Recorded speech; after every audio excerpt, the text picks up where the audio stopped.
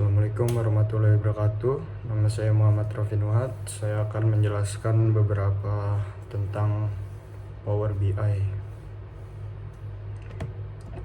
Jadi, yang pertama, apa sih itu Power BI?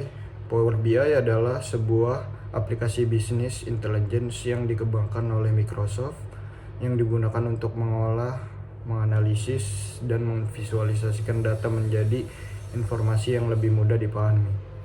Dengan Power BI, data yang awalnya berbentuk tabel atau angka bisa diubah menjadi grafik, dashboard, dan laporan interaktif.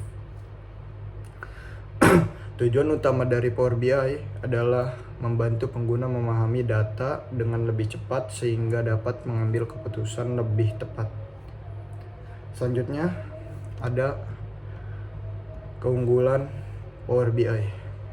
Power BI memiliki beberapa keunggulan yang membuatnya banyak digunakan diantaranya.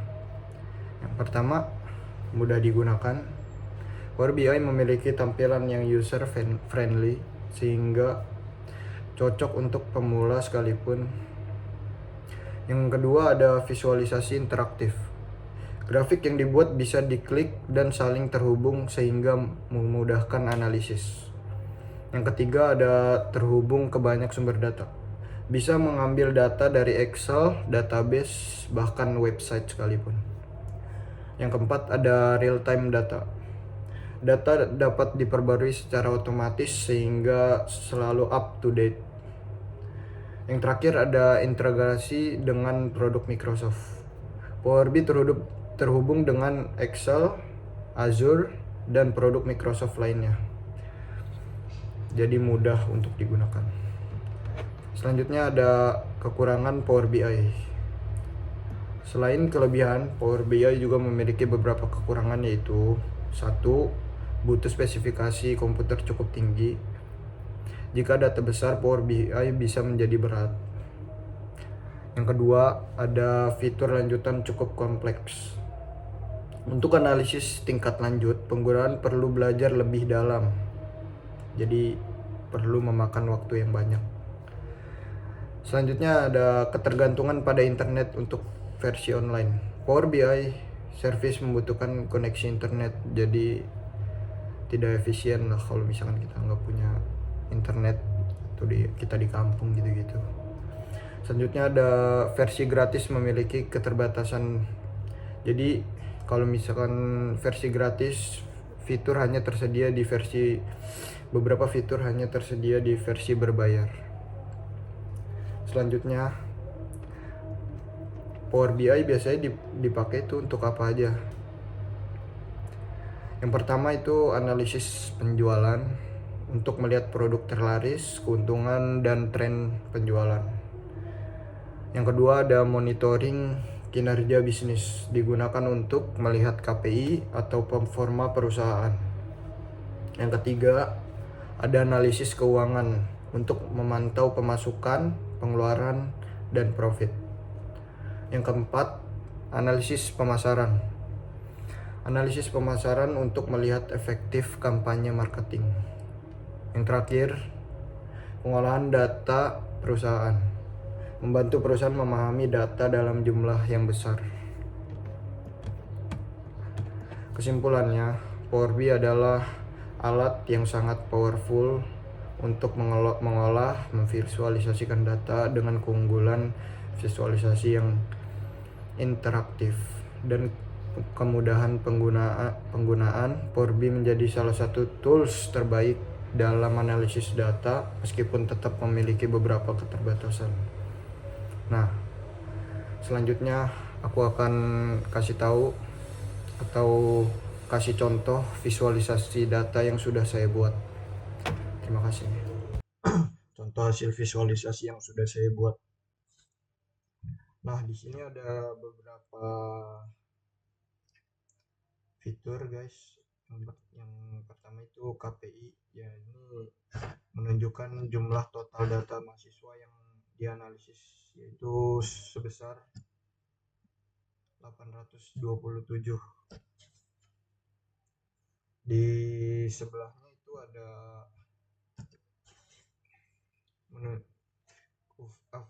average usage menunjukkan rata-rata penggunaan media sosial per hari yaitu 5 jam.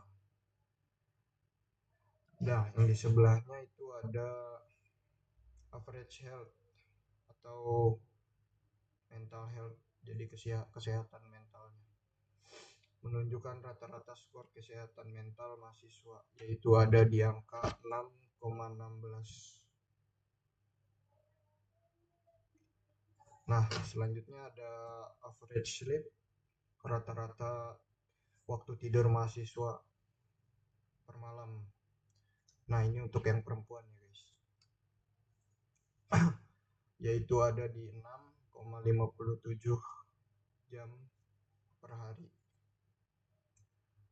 Selanjutnya ada di sini ada bar chart, platform media sosial yang digunakan. Nah, untuk perempuan itu yang paling besar digunakan itu Instagram ya. Instagram dilanjut dengan TikTok, Facebook dan lain-lain, dan yang jarang digunakan itu Kakao Talk sebanyak 12 doang.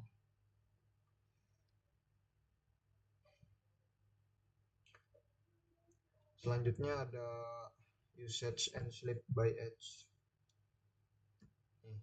Ini bar chartnya. Umur versus penggunaan dan tidur. Grafik ini menunjukkan perbandingan antara penggunaan media sosial dan jam tidur berdasarkan usia.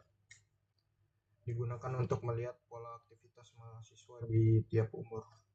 Di sini terlihat di 20 dan 19 paling besar ya guys. Selanjutnya di sebelahnya ada donut card.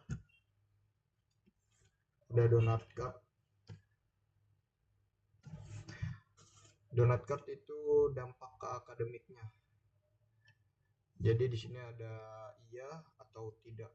Diagram ini menunjukkan apakah media sosial mempengaruhi performa akademik mahasiswa. Jadi kira-kira berdampak gak nih ke akademik si media sosial ini. Diagram ini sebagian besar menjawab tidak.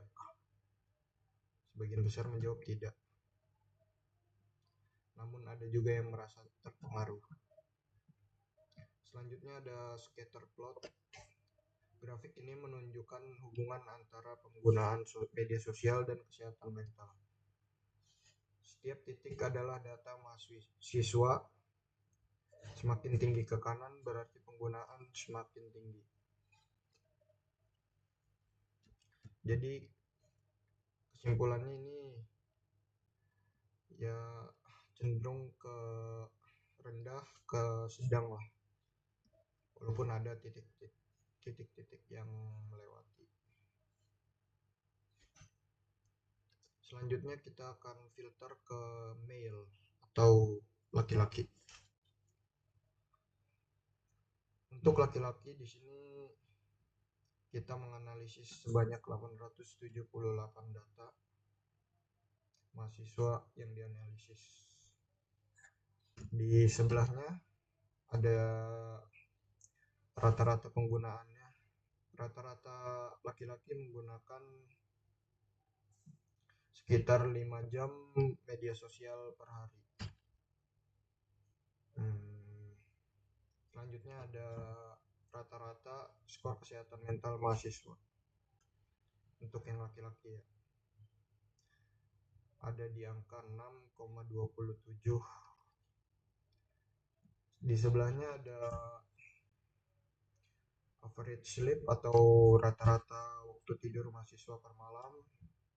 Di sini menunjukkan angka 6,63 rata-rata waktu tidur mahasiswa per malam.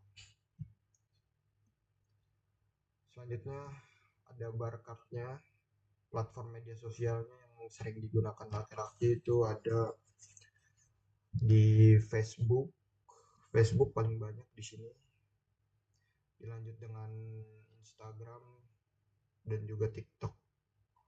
Di sini nggak terlalu beda jauh ya antara Facebook, Instagram dan TikTok. Dan paling kecil itu ada di paling rendah itu ada di WhatsApp sebanyak 43, nggak sampai 50. Selanjutnya ada bar chart lagi, usage and sleep by age. Grafik ini menunjukkan perbandingan antara penggunaan media sosial dan jam tidur berdasarkan usia. Digunakan untuk melihat pola aktivitas mahasiswa di tiap umur. Nah, untuk di laki-laki itu ada di umur 21 ke 22 yang paling besar. Untuk kayak 20, 19, 18 itu kecil dibanding perempuan. Tadi kan di umur 19 tuh yang paling gede. Untuk laki-laki di umur 21 ke atas, 21 ke 22. Selanjutnya ada donut card-nya, dampak ke akademik. Jadi kira-kira media sosial ini berdampak gak buat akademik performa akademik laki-laki? Sebagian menjawab tidak, namun ada juga yang merasa berpengaruh. Perbandingannya itu 358 atau 40% ke 59,23%, sebanyak 520 mahasiswa. Selanjutnya scatter plot. Untuk scatter plot usage versus mental health. Grafik ini menunjukkan hubungan antara penggunaan media sosial dan kesehatan mental di setiap titik adalah data mahasiswa. Semakin ke kanan berarti penggunaan semakin tinggi. Di sini kita lihat penggunaannya dari rendah ke sedang ya, kebanyakan. Sedangnya juga nggak banyak banget, jadi masih terbilang rendah lah, nggak sampai 100. Untuk yang kesini juga cuma ada 2 titik, jadi ya kesimpulannya sedikit rendah ke sedang. Selanjutnya ada